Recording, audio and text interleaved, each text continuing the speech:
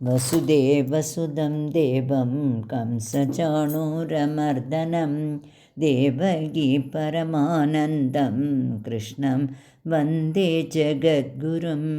ജഗദ്ഗുരുവായ ഭഗവാൻ ശ്രീകൃഷ്ണന് നമസ്കാരം. ഭഗവത്ഗീത 18-ാം അധ്യായം മോക്ഷസന്യാസ യോഗം. അതിൻ്റെ സമ്മറിയുടെ 2-ാമത്തെ പാർട്ടാണ് ഈ എപ്പിസോഡ്. ഭഗവാൻ അർജുനന് കർമ്മങ്ങളെ ഫലപ്രതീക്ഷയില്ലാതെ ഈശ്വരാർപ്പണമായി ചെയ്ത് ത്യാഗം എന്ന മനോനിലയിലും അതിലൂടെ മനഃശുദ്ധി നേടി സന്യാസം എന്ന ആത്മോന്നതിയിലും എത്താമെന്ന് ഉപദേശിക്കുന്നു. അതിനെ നമുക്ക് മനസ്സിലാക്കാം. ഓരോ ആഗ്രഹങ്ങളോടുകൂടിയും ഫലപ്രതീക്ഷയോടുകൂടിയും നാം കർമ്മങ്ങൾ ചെയ്യുമ്പോൾ ഫലം അനുകൂലമായി കിട്ടിയാൽ നമുക്ക് സന്തോഷവും സുഖവും ഉണ്ടാകുന്നു. ഫലം പ്രതികൂലമായാൽ മനസ്സിന് ദുഃഖവും ദേഷ്യവും ഉണ്ടാകുന്നു. ഇത് മനസ്സിൽ സുഖ ദുഃഖ സമ്മിശ്രമായ വികാരങ്ങളെ ഉണ്ടാക്കുന്നു. ഇതാണ് വാസനകൾ. അതിനാൽ ഭഗവാന്റെ ഉപദേശപ്രകാരം കർമ്മഫലത്തെ പ്രതീക്ഷിക്കാതെ കർമ്മങ്ങളെ ഈശ്വരാർപ്പണമായി ആത്മനിയന്ത്രണത്തോടെ ചെയ്താൽ അത് തന്നെയാണ് കർമ്മഫലത്യാഗത്തോടു കൂടിയ കർമ്മയോഗം. കർമ്മഫലം ഏതാണെങ്കിലും, അതായത് അനുകൂലമാണെങ്കിലും പ്രതികൂലമാണെങ്കിലും, സമചിത്തതയോടെ ഇളകാത്ത മനസ്സോടെ അതിനെ സ്വീകരിക്കാൻ നമുക്ക് സാധിക്കും. അങ്ങനെ വാസനകൾ ക്ഷയിച്ച് മനസ്സ് ശുദ്ധമായി ആത്മാവ് തെളിഞ്ഞ് പ്രകാശിക്കാൻ തുടങ്ങുന്നു. ആത്മാവിൽ മനസ്സുറയ്ക്കണമെങ്കിൽ സത്വഗുണസമ്പന്നനാകണം എന്ന് ഭഗവാൻ പറഞ്ഞു തരുന്നു. പ്രകൃതി നമുക്ക് ഓരോരുത്തർക്കും നൽകുന്ന ഗുണങ്ങളുടെയും അതിനനുസരിച്ച കർമ്മങ്ങളുടെയും അടിസ്ഥാനത്തിൽ മാനവരാശിയെ 4ആയി ഭഗവാൻ വിഭജിച്ചിരിക്കുന്നു. ബ്രാഹ്മണ, ക്ഷത്രിയ, വൈശ്യ, ശൂദ്രൻ, ഇങ്ങനെയാണ് 4 വിഭാഗങ്ങൾ. സത്വഗുണം കൂടിയവൻ, മറ്റു ഗുണങ്ങൾ കുറഞ്ഞവൻ ബ്രാഹ്മണൻ. രജോ ഗുണം കൂടി മറ്റുള്ളവ കുറഞ്ഞവൻ ക്ഷത്രിയൻ. സത്വരജ തമോ ഗുണങ്ങൾ കൂടി തമസ് കുറഞ്ഞവൻ വൈശ്യൻ. തമോ ഗുണം കൂടുതലായവൻ ശൂദ്രൻ. ഗുണങ്ങൾക്കനുസരിച്ചുള്ള കർമ്മങ്ങളും ഭഗവാൻ പറഞ്ഞു തരുന്നു.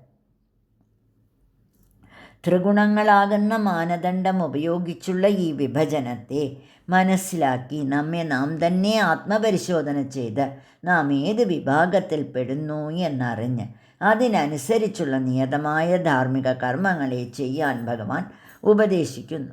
ഓരോരുത്തരും അവരവരുടെ നിയത കർമ്മങ്ങളെ അർപ്പണഭാവത്തോടെ ആത്മാർത്ഥമായി ചെയ്യുകയാണെങ്കിൽ ഉള്ളിലെ വാസനകൾ ക്ഷയിച്ച് അഹന്തയും മമതയും ഇല്ലാതായി മനസ്സ് ശുദ്ധമായി ആത്മോന്നതി കൈവരിക്കും.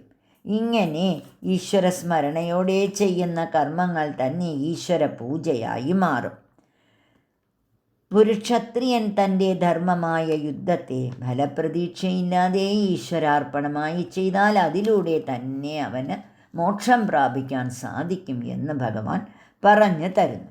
ഏതൊരു പരമാത്മാവിൽ നിന്നാണോ ചരാചരങ്ങൾ ഉണ്ടായി നിലനിന്ന് മറയുന്നത്, ആ പരമാത്മാവാണ് ജഡമായി എൻ്റെ ശരീരത്തെ പ്രവർത്തിപ്പിക്കുന്നത്.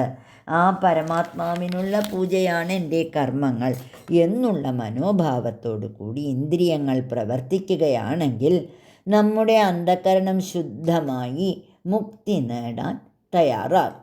എല്ലാം ഈശ്വരനാണ്, ഈശ്വരൻ മാത്രമേ ഉള്ളൂ എന്ന മനോഭാവം, ഒട്ടലോ ആഗ്രഹങ്ങളോ ഒന്നുമില്ലാത്ത നൈഷ്കർമ്മ്യ അവസ്ഥ, അതായത് കർമ്മരഹിതമായ അവസ്ഥ. ഈ നിലയിൽ കർമ്മങ്ങൾ ചെയ്യുമ്പോഴും മനസ്സ് ഭഗവാനിൽ തന്നെ നിലനിൽക്കുന്നു. ഈശ്വരനിൽ മനസ്സർപ്പിച്ച് ഫലപ്രതീക്ഷയില്ലാതെ കർമ്മങ്ങൾ ചെയ്ത് ഉള്ളിലുള്ള ആത്മസ്വരൂപം തെളിയാനും ആത്മസ്വരൂപത്തെ മറയ്ക്കുന്ന വാസനകളാകുന്ന മായ ക്ഷയിക്കാനും തുടങ്ങുന്നു. മദ്യപാനി മദ്യലഹരി തീരുന്നത് വരെ സ്വബോധമില്ലാതിരിക്കുന്നത് പോലെ നമ്മിലെ മായാമാലിന്യങ്ങൾ അകന്നാലേ നമുക്ക് ആത്മബോധം ഉണ്ടാവുകയുള്ളൂ. ശരിയായ ആത്മനിയന്ത്രണവും വിഷയങ്ങളിലുള്ള വൈരാഗ്യവും കൊണ്ട് ആത്മോന്നതി നേടാം.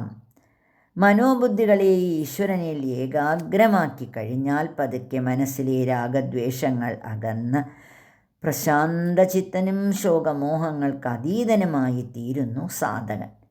അങ്ങനെ സന്യാസി എന്ന നിലയിലെത്തി സർവം ബ്രഹ്മമയമായി കാണുന്നു. കർമ്മഫലങ്ങളൊന്നും തന്നെ സന്യാസിയെ ബാധിക്കുന്നതേയില്ല. വിശാല വീക്ഷണം, വിശ്വപ്രേമം ഇവ സന്യാസിയുടെ ലക്ഷണങ്ങളാണ്. കർമ്മയോഗം ശരീരത്തെയും ഭക്തിയോഗം മനസ്സിനെയും ജ്ഞാനയോഗം ബുദ്ധിയെയും ഈശ്വര സാക്ഷാത്കാരത്തിന് തയ്യാറാക്കുന്നു.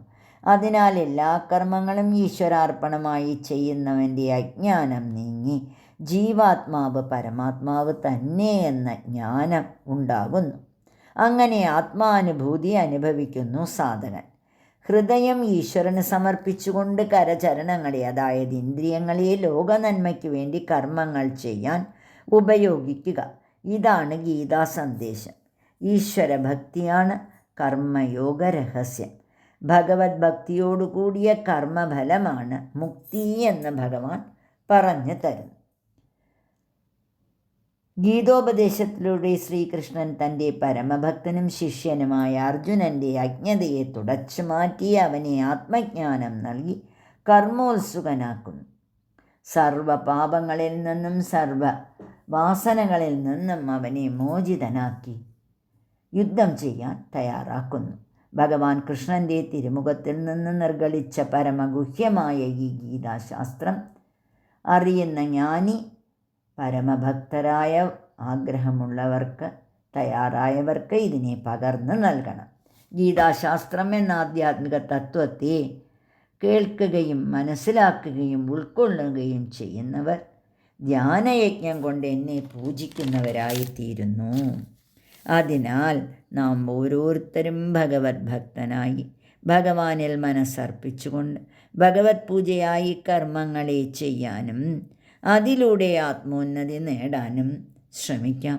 ഭഗവാൻ ഗീതോപദേശങ്ങളെ കൊണ്ട് നമ്മെ ആത്മോന്നതിയിലേക്ക് ഉയർത്തട്ടെ. അതിന് നമുക്ക് നിരന്തരം ഭഗവത് ധ്യാനത്തോടെ കർമ്മങ്ങൾ ചെയ്യാം. ഇവിടെ ഗീതാമൃതം എന്ന ഭഗവത്ഗീത പൂർണ്ണമാവുകയാണ്. അടുത്ത എപ്പിസോഡിൽ ഭഗവത്ഗീതയെ നമുക്ക് സംഗ്രഹിച്ച് മനസ്സിലാക്കാം. നാരായണ അഖില ഗുരോ ഭഗവൻ നമസ്തേ.